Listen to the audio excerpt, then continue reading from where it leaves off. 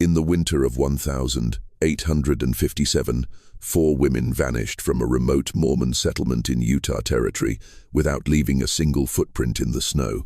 Their husband, Ezekiel Whitmore, claimed they had departed to visit family in the east, an impossible journey during the Territory's most brutal winter on record. For over 60 years, the Church of Jesus Christ of Latter-day Saints kept the incident classified in their private archives until construction workers building a new meeting house in 1920 made a discovery that would force church leaders to confront the darkest chapter in their early Utah history.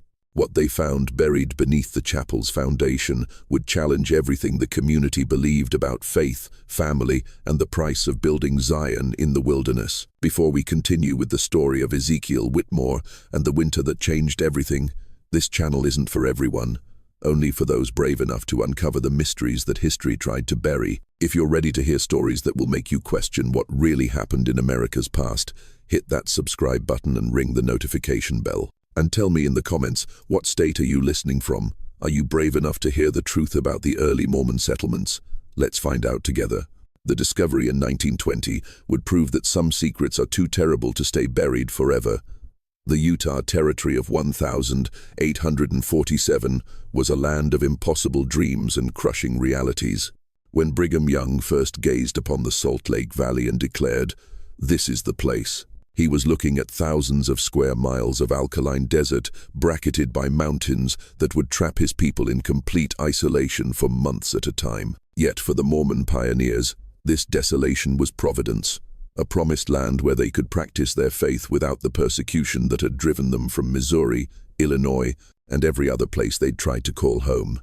Ezekiel Whitmore arrived in the valley during the second wave of Mormon migration in late September 1847. Unlike the advanced company that had accompanied Brigham Young, Whitmore's group faced the approaching winter with insufficient supplies and inadequate shelter. He was 34 years old, a skilled carpenter from Vermont who had converted to Mormonism in 1843 after hearing Joseph Smith speak in Nauvoo. What set Whitmore apart from most of his fellow pioneers was his family situation. He traveled with 4 wives, all legally married to him under the principle of plural marriage that the church had begun practicing in secret. His first wife, Sarah Whitmore, was 31, a steady woman with graying hair who had been married to Ezekiel for 8 years. She was barren, a fact that in Mormon theology made plural marriage not just acceptable but necessary for achieving the highest degree of celestial glory. Sarah had herself selected Rebecca Thornton, 27,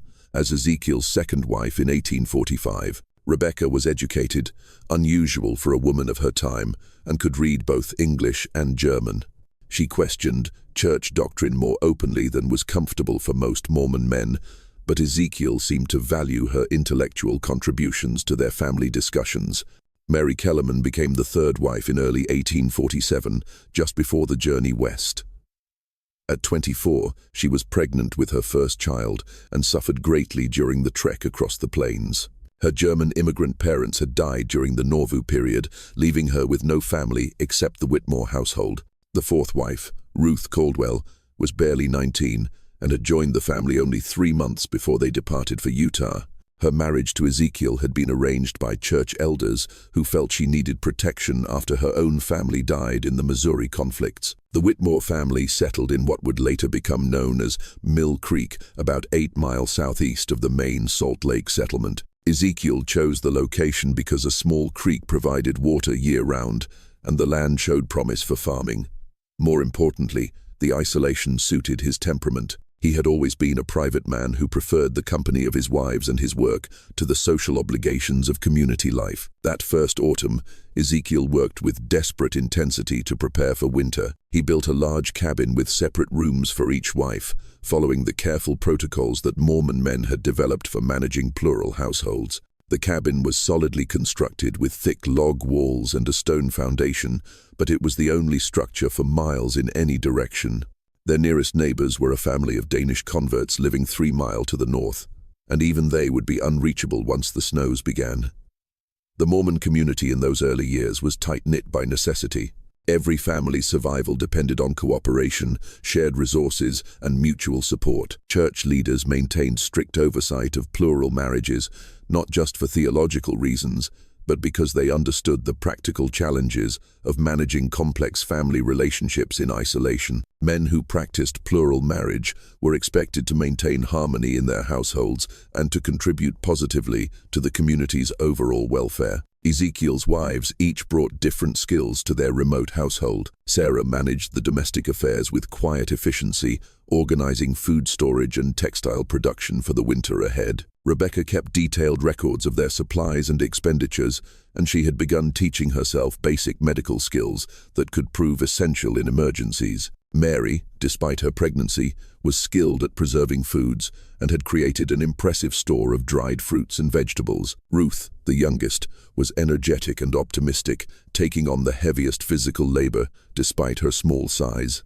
By December 1847, the Whitmore household appeared to be thriving. Church records show that Ezekiel made regular trips to the main settlement to trade goods and attend meetings. His wives were described by visitors as healthy, well-dressed, and remarkably harmonious for a plural family. Bishop William Curtis, who visited the cabin in early December, later wrote in his journal that the Whitmore family seemed blessed with unusual unity and prosperity, a testament to righteous living and proper order in the home.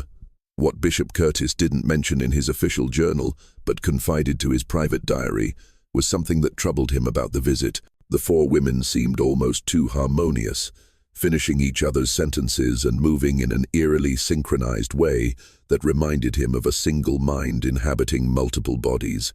He noted that they all bore similar marks on their wrists, small deliberate cuts that they claimed came from kitchen accidents, but which all appeared to be the same age and depth. The winter of 1847-1848 was severe, even by Utah standards. Snow began falling in mid-November and continued intermittently through March. The temperature dropped to 20 below zero multiple times, and the wind howled across the valley with such force that it could knock a grown man off his feet. For families living in the main settlement, the winter was challenging but manageable. For isolated families like the Whitmores, it was a test of preparation, faith, and endurance. The last confirmed sighting of all four Whitmore women together was on the 19th of December, 1847, when a group of men from the main settlement passed by the cabin while hunting. They reported seeing smoke from the chimney and briefly spoke with Sarah and Rebecca, who appeared at the door to accept a gift of fresh deer meat. The women thanked them politely, but declined an invitation to send someone back to the settlement for Christmas services, saying they planned to hold their own family worship. What happened next would puzzle investigators for decades and create the most persistent mystery in early Mormon Utah history. The first sign that something was wrong came on the 8th of January, 1848, when Ezekiel Whitmore appeared at the main settlement, asking to speak privately with Bishop Curtis. Those who saw him that day described a man who appeared to have aged years in just 3 weeks. His clothes were disheveled, his beard unkempt, and his eyes held what one witness called the look of a man who had seen too much. In the privacy of the bishop's cabin, Ezekiel explained that his wife Sarah had received a revelation directing her to travel east to care for her sick sister in Missouri. He said she had felt the calling so strongly that she couldn't wait for spring and had departed with a small group of travelers who had passed through their area. Bishop Curtis was immediately suspicious. No travelers would attempt the eastward journey in the middle of winter, and Sarah had never mentioned having a sister in Missouri. When the bishop pressed for details, Ezekiel's story began to shift. First, he said the travelers were missionaries returning east. Then he claimed they were mountain men who knew secret winter routes. His hands trembled as he spoke, and he kept glancing toward the door, as if expecting someone to enter. Most disturbing was his insistence that the bishop shouldn't visit the cabin to check on the remaining wives, claiming they were observing a period of spiritual purification that required complete isolation. Bishop Curtis made notes of the conversation in his official journal, but his private diary reveals his growing alarm. He wrote, "Brother Whitmore speaks of revelations, but I fear he may be concealing something far more earthly and terrible. His manner suggests guilt rather than grief, and his explanations contradict both reason and the season. 3 weeks later, on the 30th of January, Ezekiel returned to the settlement with an even more disturbing report. Rebecca, he claimed, had also received a calling to travel east, this time to serve as a teacher in a mission school. She had departed with another group of travelers, taking only essential supplies. The bishop demanded to know what travelers could possibly be moving through Utah territory in February, and Ezekiel's response was rambling and incoherent, filled with references to God's mysterious ways and trials of faith. This time, Bishop Curtis insisted on visiting the cabin to speak with the remaining wives. Ezekiel became agitated, claiming that Mary and Ruth were too ill to receive visitors suffering from a fever that could be contagious. He promised to bring them to the settlement as soon as they recovered, but the bishop's suspicions had grown too strong to ignore. On the 3rd of February, Bishop Curtis organized a group of 5 men to visit the Whitmore cabin. The journey through the snow-covered hills was treacherous, taking most of the day despite the relatively short distance. When they arrived at the cabin, they found Ezekiel alone, sitting by a fire that seemed insufficient to heat the large structure. He greeted them with nervous courtesy, but his explanations about his wife's whereabouts had changed again. Now, he claimed that Mary and Ruth had both recovered from their illness and decided to join Sarah and Rebecca in the east. He said they had departed just 2 days earlier, traveling with a group of trappers who had promised to escort them safely to civilization. The bishop asked to see the women's personal belongings, and Ezekiel showed them several rooms that appeared to have been hastily cleared out. Clothing, books, and personal items were gone, but the bishop noticed that heavy items like furniture and cooking implements remained. Unusual for women making a permanent departure. More troubling were the signs of recent digging behind the cabin. Ezekiel explained that he had been working on an expansion of the root cellar, preparing for the next winter, but the ground was frozen solid, and the amount of disturbed earth seemed far greater than necessary for a simple food storage area. When one of the men commented on the difficulty of digging in frozen ground, Ezekiel's response was sharp and defensive, claiming that God's work requires dedication even in the hardest conditions. The visiting party spent the night in the cabin, and several of them later reported feeling deeply unsettled by the experience. The building was too quiet, they said, with none of the subtle sounds that indicated the presence of women.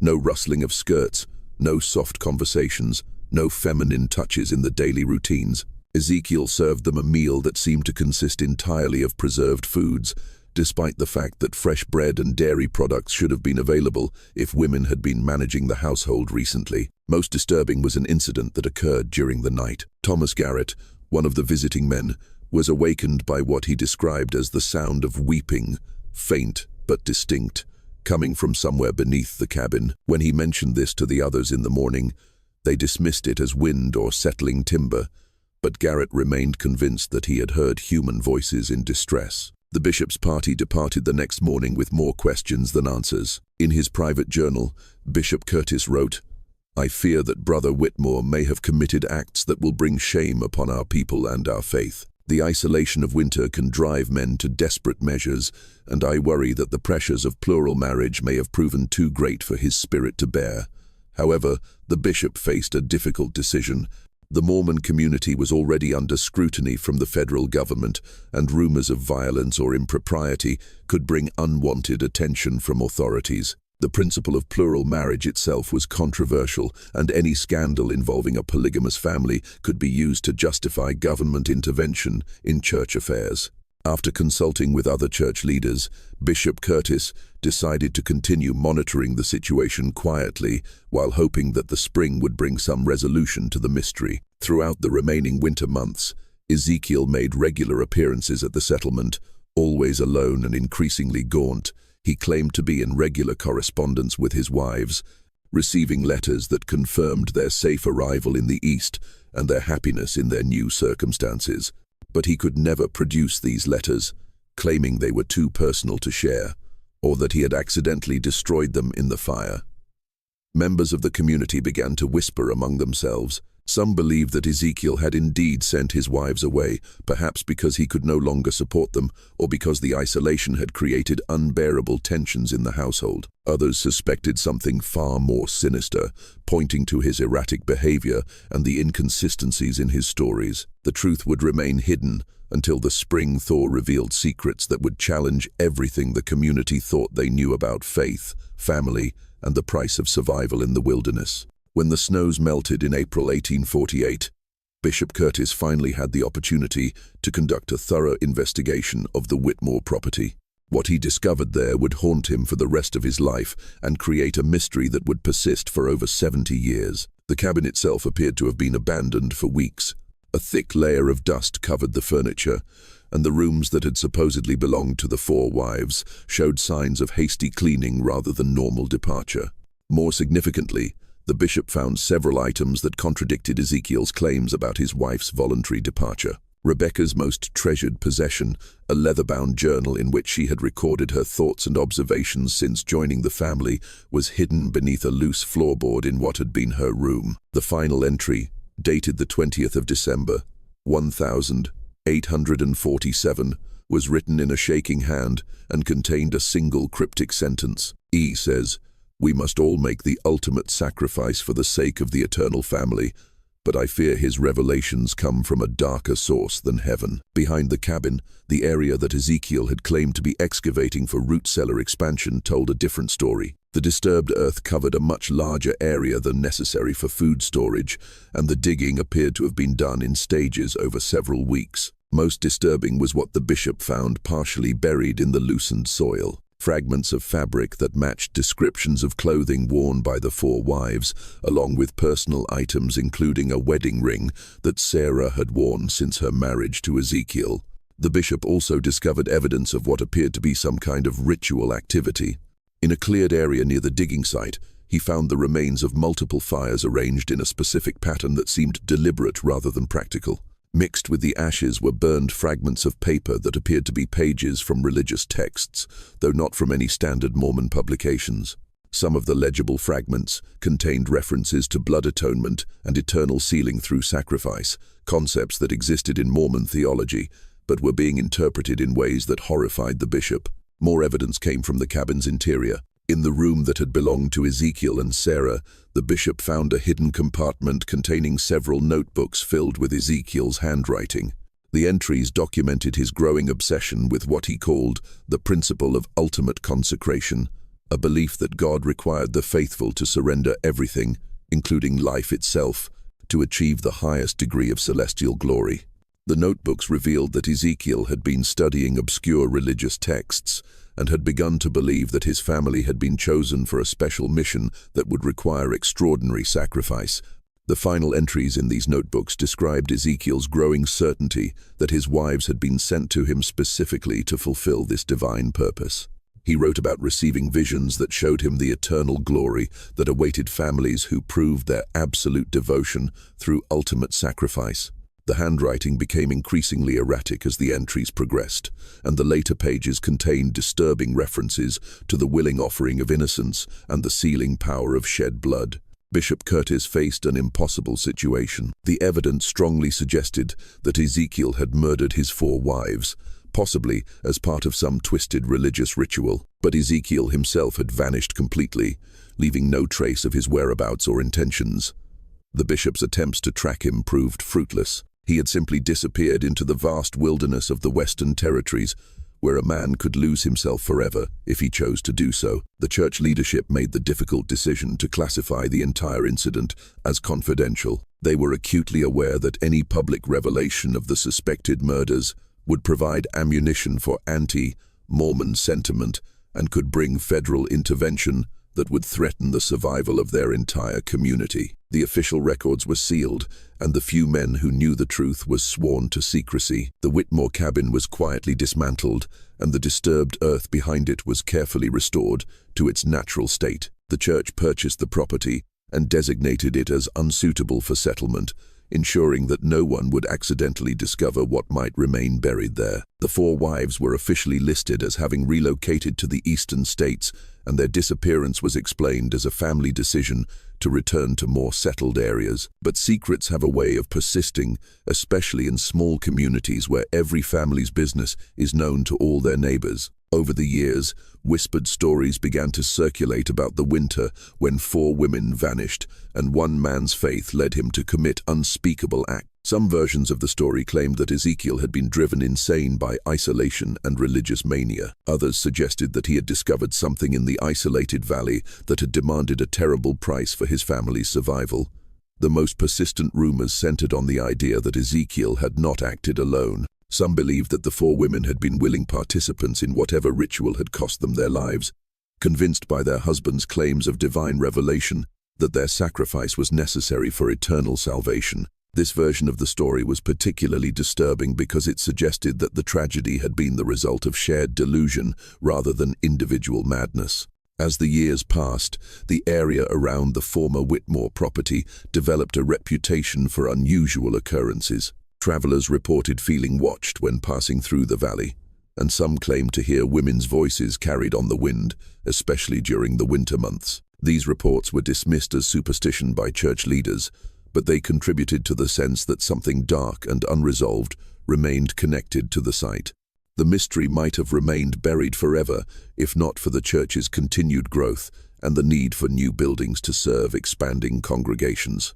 In 1920, more than 70 years after the disappearances, church authorities decided to build a new meeting house in the rapidly growing Mill Creek area. The chosen site was selected for its central location and level ground, with no awareness of the dark history that lay beneath the surface. What the construction workers discovered would force the church to confront the truth about one of its most carefully hidden secrets, and would reveal that the winter of 1847-1848 had been even more terrible than anyone had imagined. The construction of the new Mill Creek Meeting House began on a crisp October morning in 1920. The project supervisor, Brother Samuel Morrison, was a devout Mormon who had been born in the valley and had heard whispered stories about the Whitmore property throughout his childhood. But like most members of his generation, he dismissed these tales as folklore that had grown in the telling over the decades. The construction crew began excavating the foundation on the 15th of October, working with steam-powered equipment that made quick work of the rocky soil. For the first 2 days, the work proceeded normally with nothing more unusual than the occasional discovery of old horseshoes or pieces of rusted metal that marked the site's history as grazing land. On the third day, Brother Morrison's crew made their first disturbing discovery. About 4 foot below the surface, they uncovered what appeared to be a deliberately constructed stone chamber, roughly 8 foot square and lined with carefully fitted rocks. The chamber had been sealed with a flat stone cover, and when they lifted it, they found a collection of objects that seemed to have been placed there intentionally as some kind of burial cache. The objects included 4 sets of women's clothing, neatly folded and arranged in separate piles. Each set consisted of a dress, undergarments, shoes, and personal effects like combs, mirrors, and jewelry. Most significantly, each pile contained a small leather purse with identification papers and personal documents that clearly belonged to Sarah, Rebecca, Mary, and Ruth Whitmore. The preservation was remarkable, protected by the dry conditions and stone construction, and the items appeared to be in the same condition as when they were placed in the chamber. Brother Morrison immediately contacted Bishop Harold Stevenson, the current leader of the Mill Creek Ward. Bishop Stevenson was young and had no knowledge of the Whitmore incident, but he recognized the significance of the discovery and contacted church headquarters in Salt Lake City. Within hours, a team of church officials arrived at the construction site, led by Elder James Tanner, a member of the Quorum of the 12, who had access to the church's confidential historical archives. Elder Tanner's examination of the documents found in the stone chamber confirmed what the older church leaders had long suspected. The papers included letters written by each of the 4 wives, apparently composed shortly before their deaths, and intended as final messages to family members they would never see again. The letters were haunting in their acceptance of what they described as their calling to eternal glory through ultimate sacrifice. Sarah's letter, written in her characteristic, careful script, expressed gratitude for her selection by divine providence to participate in the sealing ordinance that would bind our family together throughout eternity. Rebecca's letter was longer and more theologically complex, containing references to obscure doctrines and her belief that the shedding of innocent blood in righteousness would open the doors of celestial glory for all who participated in willing submission to God's will. Mary's letter was the most heartbreaking, filled with references to her unborn child and her faith that the sacrifice of 2 lives would count as double offering in the eyes of the Lord. Ruth's letter was the shortest, consisting mainly of expressions of love for her family and her excitement about joining the eternal family in the most sacred way possible. The letters made it clear that the 4 women had not been murdered against their will, but had participated willingly in what they believed to be a sacred ritual. This revelation was almost more disturbing than the alternative, suggesting that Ezekiel had successfully convinced his wives that their deaths were necessary for their eternal salvation. Elder Tanner immediately ordered the construction to be suspended and contacted the church's historical department to locate the sealed files related to the Whitmore incident. What they found in those files painted a more complete picture of the tragedy, but also raised new questions that would prove even more troubling.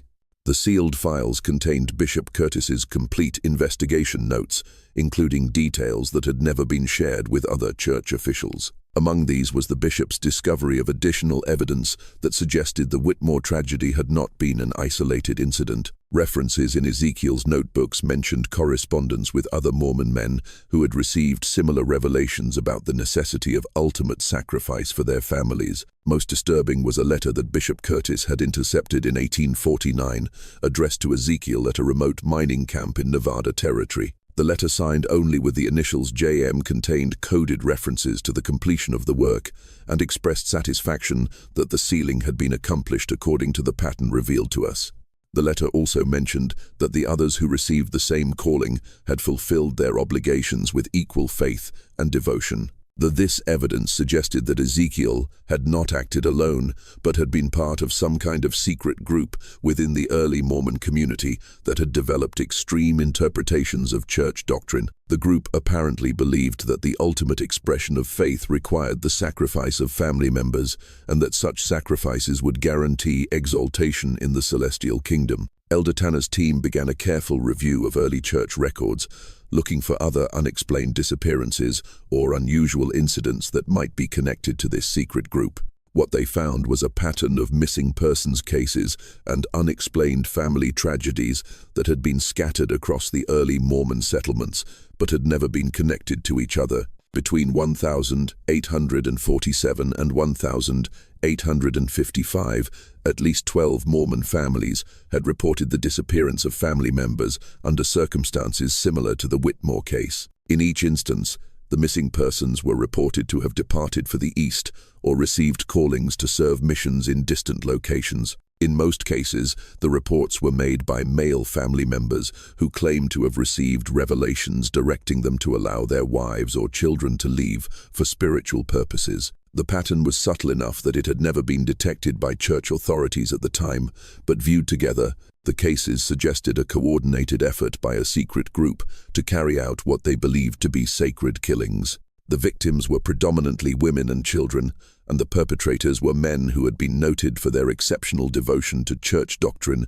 and their leadership roles in their local communities. Most chilling was the discovery that several of the men involved in these disappearances had maintained correspondence with each other, sharing theological justifications for their actions and encouraging each other in their divine calling. The letters revealed that the group had developed an elaborate theological framework for their beliefs, drawing on obscure passages from Mormon scripture and early church teachings to justify their actions. The group apparently believed that the practice of plural marriage was only the beginning of a higher law that would ultimately require the sacrifice of family members to achieve complete consecration to God. They saw themselves as pioneers of a more advanced form of religious devotion that would eventually be revealed to all faithful Mormons as the ultimate requirement for celestial glory. As Elder Tanner's investigation continued, the scope of the conspiracy became increasingly clear. The secret group appeared to have included prominent church members from across the Utah Territory, including some who had held significant leadership positions.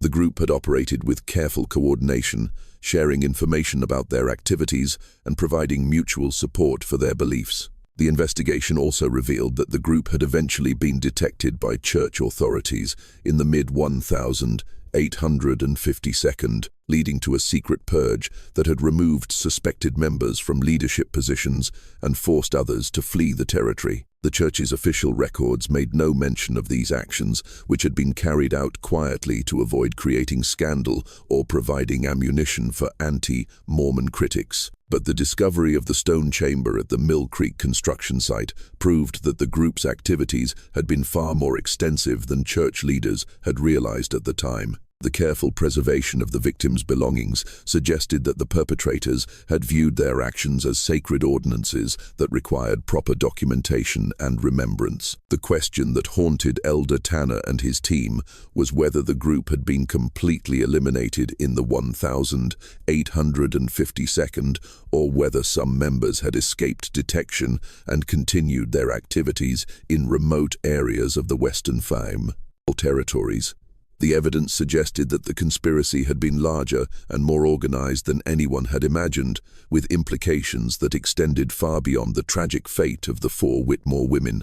The investigation would soon reveal that the stone chamber was only the beginning of what lay buried beneath the Mill Creek construction site, and that the winter of 1847 to 1848 had been even more terrible than the darkest rumors had suggested. As Elder Tanner's team expanded their excavation of the Mill Creek site, they made increasingly disturbing discoveries that suggested the Whitmore tragedy was far more complex than a single family's descent into religious madness. The stone chamber containing the women's belongings was only the first layer of a carefully constructed burial site that had been designed to preserve evidence of what the perpetrators clearly viewed as sacred acts. Beneath the stone chamber, the excavation revealed a second level of construction, a larger underground space that had been carved directly into the bedrock and lined with carefully fitted stones. This chamber was approximately 12 foot square and 6 foot deep, with drainage channels that had kept it dry for over 70 years. The walls were covered with carved symbols that combined traditional Mormon imagery with elements that seemed to draw from other religious traditions. The most prominent symbol was a modified version of the Mormon temple square and compass, but surrounded by imagery that included Egyptian hieroglyphs, Masonic symbols, and what appeared to be representations of ancient sacrifice rituals. The carvings were sophisticated and deliberate, suggesting that whoever had created them possessed considerable knowledge of religious symbolism and had spent significant time planning the chamber's construction. In the center of the chamber, the team found what appeared to be a stone altar, roughly hewn from local granite and stained with what laboratory analysis would later confirm to be human blood. The altar was surrounded by 4 smaller stone platforms, each bearing carved inscriptions that included the names Sarah, Rebecca, Mary, and Ruth, along with dates corresponding to the winter months of 1847–1848. The inscriptions also included theological passages that had been carved in careful script, drawing from Mormon scripture, but interpreted in ways that justified the taking of human life for religious purposes. One passage carved above the central altar read, "Greater love hath no man than this, that a man lay down his life for his friends, and greater still is the love that lays down the lives of the beloved,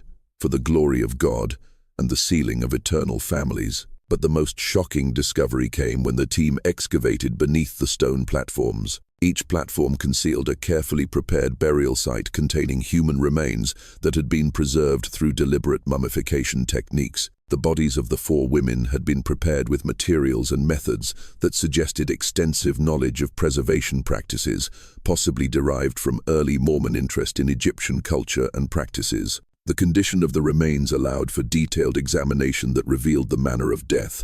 Each woman had died from a single precise wound to the heart, inflicted with what appeared to be a ceremonial blade. The wounds were identical in location and depth, suggesting that the killings had been carried out with practiced skill and according to a predetermined ritual pattern.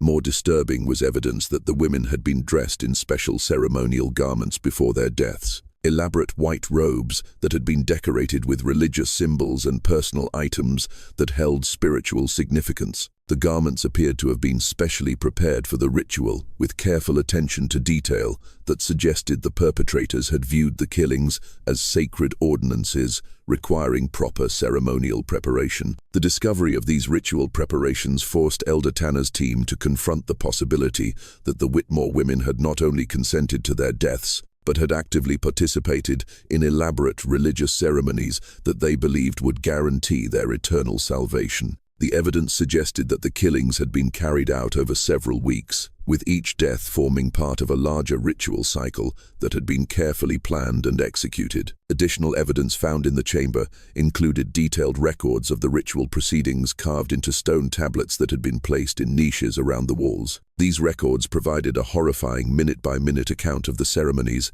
including the women's final words and their expressions of faith and gratitude for their selection for eternal glory. The tablets also contained references to the great work that was being carried out by the secret group and to the pattern revealed from on high that guided their actions. The records made it clear that the Whitmore killings were part of a larger plan that involved multiple families and was intended to demonstrate the ultimate degree of faith and devotion required for celestial glory. Most chilling was the discovery that the ritual chamber had been designed for repeated use. The drainage systems, preservation techniques, and careful construction suggested that the site had been intended to serve as a permanent location for similar ceremonies.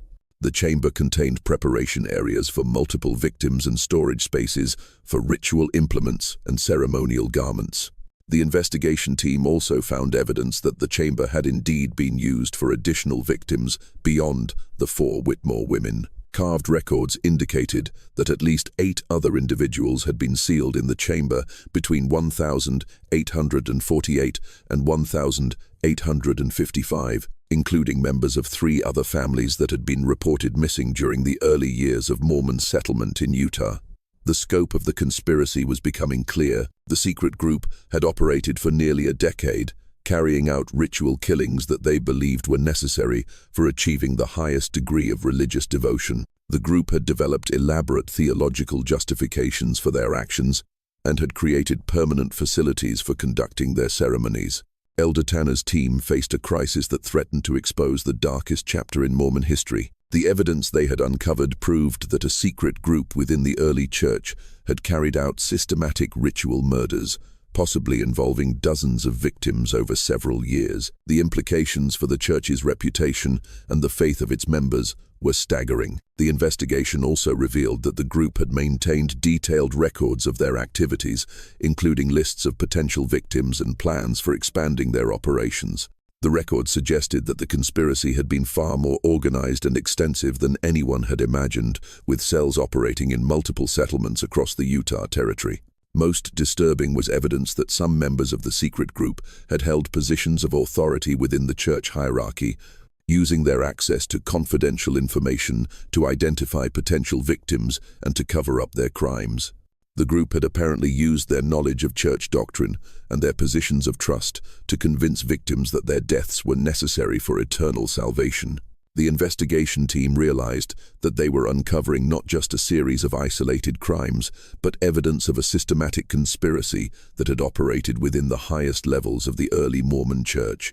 The implications were so serious that Elder Tanner immediately contacted the church's first presidency to report his findings and to request guidance on how to proceed.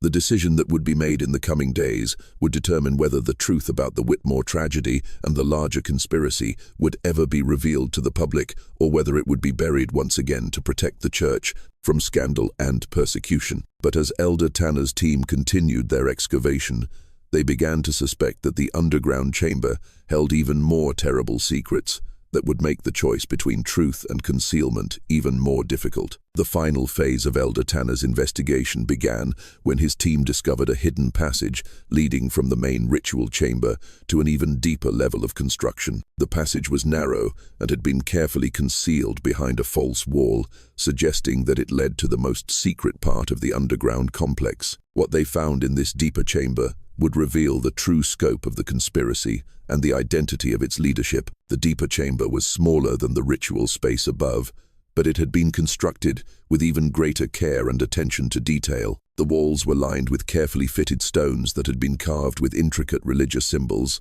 and the ceiling was supported by precisely cut archways that demonstrated advanced engineering knowledge. This was clearly the inner sanctum of the secret group, the place where their most important meetings and ceremonies had been conducted. In the center of the chamber, the team found a stone table that had been carved with extraordinary precision. The table's surface was covered with detailed maps of the Utah Territory, showing the locations of Mormon settlements and marking specific sites that had been designated for the group's activities. The maps included detailed notes about the families living in each settlement, with particular attention to households that might provide suitable victims for their rituals. The most shocking discovery was a series of stone tablets that contained the complete theological framework developed by the secret group to justify their actions. These tablets revealed that the group had been led by a man named Jeremiah Blackwood, who claimed to have received direct revelations from Joseph Smith himself, directing him to establish what he called the Order of Eternal Sacrifice. According to the tablets, Blackwood had been present at some of Joseph Smith's private meetings in Nauvoo and had developed an extreme interpretation of the prophet's teachings about eternal families and celestial marriage.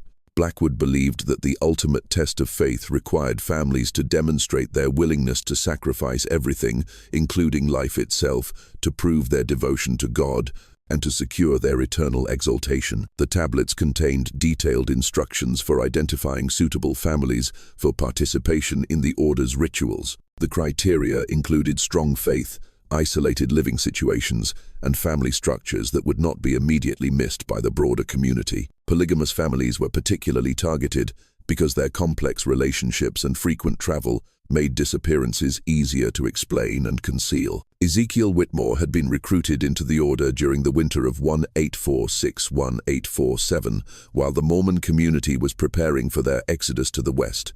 The tablets revealed that Blackwood had identified Ezekiel as an ideal candidate because of his deep religious convictions, his isolated temperament, and his plural marriage to 4 women who had no close family connections in the Mormon community. The recruitment process had been gradual and carefully orchestrated. Blackwood had begun by sharing what he claimed were secret revelations about the higher laws of celestial marriage, gradually introducing Ezekiel to increasingly extreme theological concepts.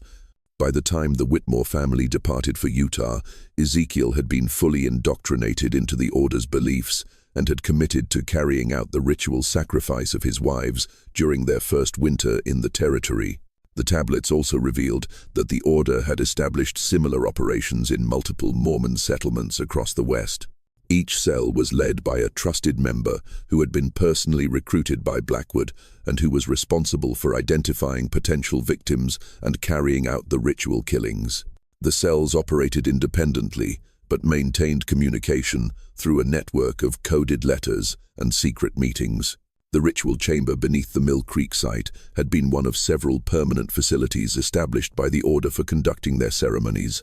Similar chambers had been constructed near other Mormon settlements, each designed to preserve evidence of the rituals for what the order believed would be the eventual recognition of their practices as legitimate religious ordinances. The tablets contained detailed accounts of the specific rituals that had been carried out in the Mill Creek chamber. The ceremonies had followed a precise pattern that had been developed by Blackwood based on his interpretation of ancient sacrifice practices and early Mormon temple rituals. Each ceremony had lasted several days and had included elaborate preparations, theological instruction, and final rituals that the participants believed would seal their eternal families together in the highest degree of celestial glory.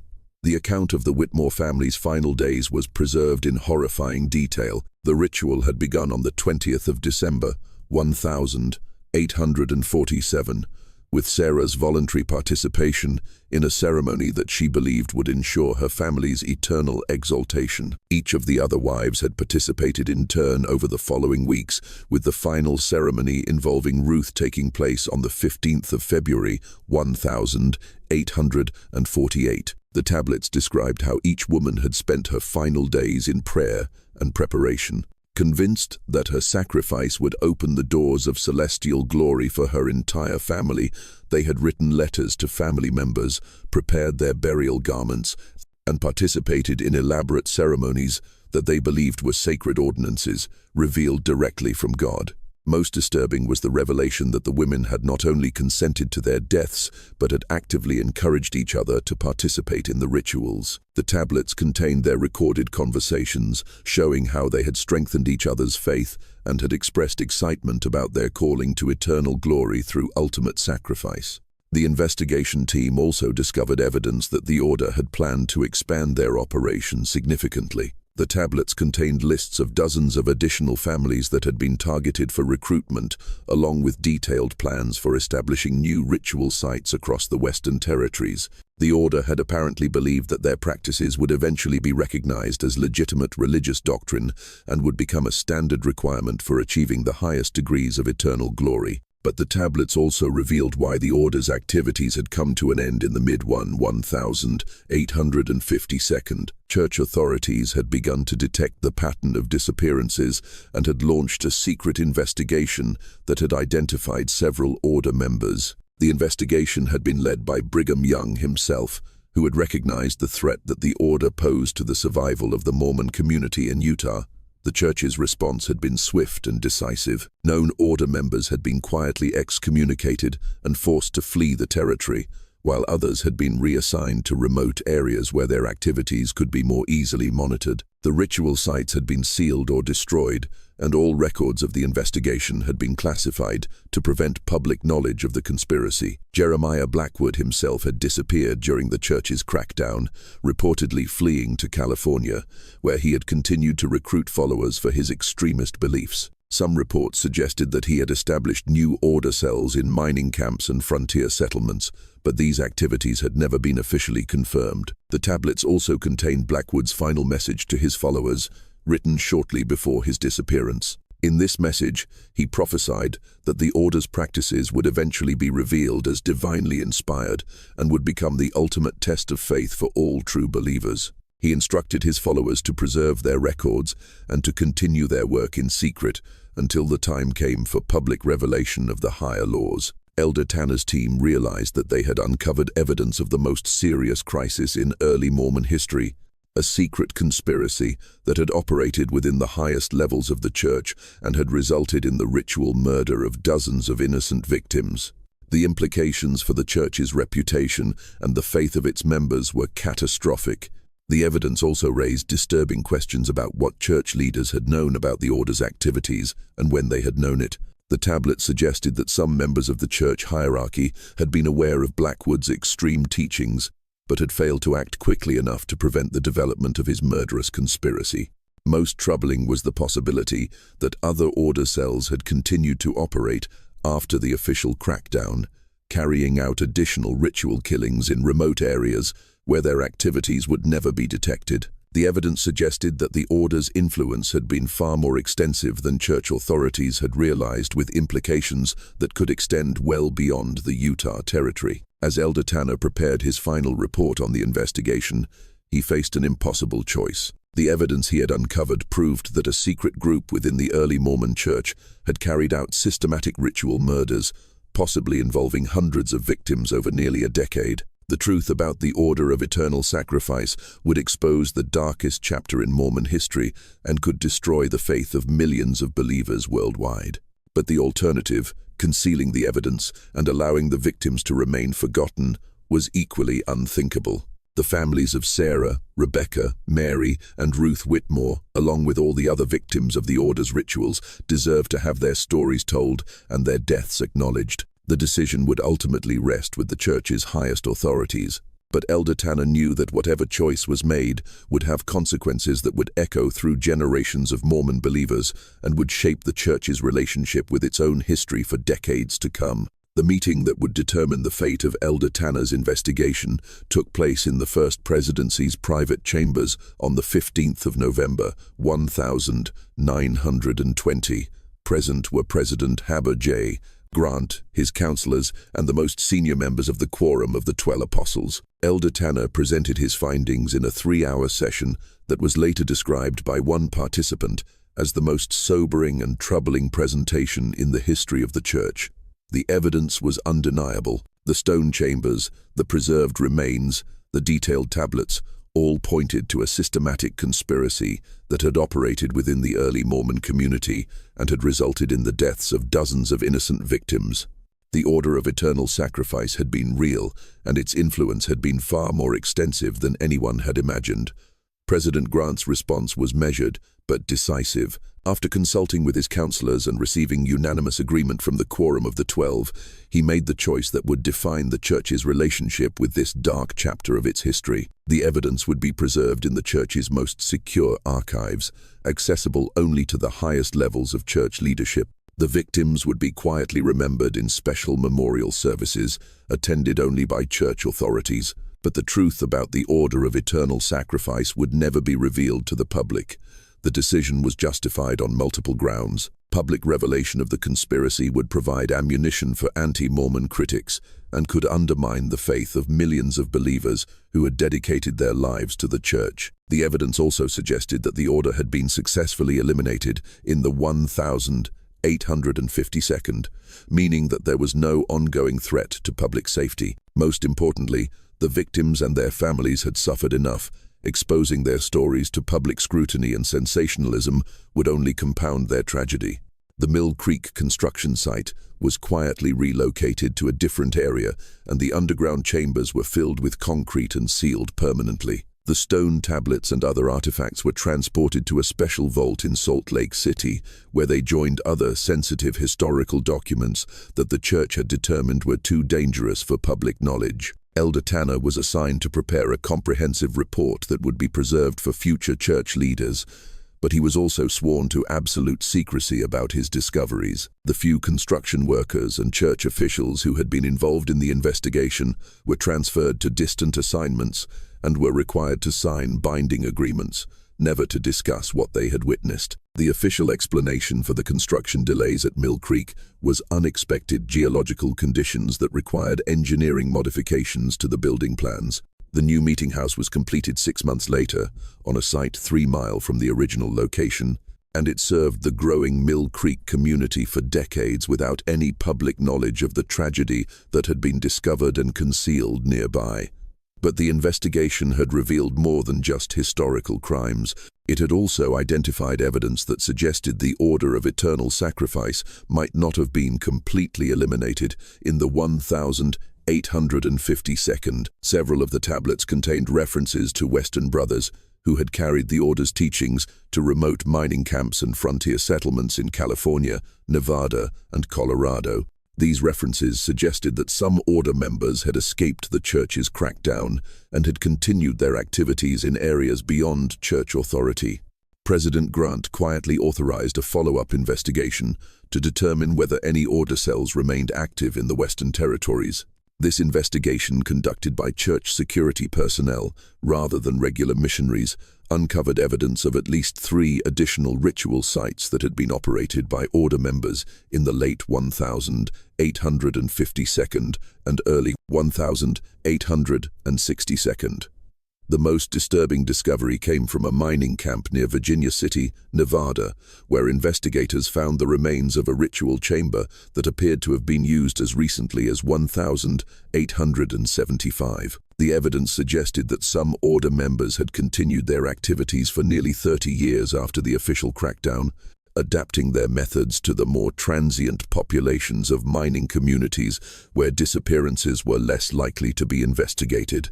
This ongoing threat required immediate action, but it also created additional complications for church authorities. Any investigation of order activities in non-Mormon communities would risk exposing the conspiracy and would require cooperation with federal authorities who might use the information to justify renewed persecution of the Mormon Church. The solution was a secret program that operated for nearly 2 decades, using church resources to identify and eliminate remaining order cells without revealing their existence to public authorities. Church agents worked quietly to locate suspected order members, gather evidence of their activities, and either convince them to cease their operations or arrange for their removal from positions where they could cause further harm. The program was successful in identifying and disrupting at least 6 remaining order cells, but it also revealed the true scope of the original conspiracy. Evidence suggested that the Order of Eternal Sacrifice had operated in at least 15 different locations across the western United States and had been responsible for the deaths of more than 200 victims between 1847 and 1875. The final order cell was eliminated in 1895 when church agents located the aging Jeremiah Blackwood himself, living under an assumed name in a remote mining camp in the Colorado Territory. Blackwood, then in his 72nd, had continued to practice his extreme beliefs and had recruited a small group of followers who had carried out at least 12 additional ritual killings over the previous decade. Blackwood's capture and the seizure of his extensive records marked the end of the Order of Eternal Sacrifice as an active threat, but it also provided church authorities with the complete picture of the conspiracy for the first time. The records revealed that the order had been far more organized and influential than anyone had realized, with connections to other extremist religious groups and evidence of influence on early Mormon theology that extended far beyond the Utah Territory. The church's secret campaign against the order was never acknowledged publicly, and the vast majority of Mormon believers remained unaware that such a conspiracy had ever existed within their community. The victims of the order's rituals were remembered only in private ceremonies attended by church authorities, and their names were added to confidential memorial records that honored their sacrifice while concealing the circumstances of their deaths.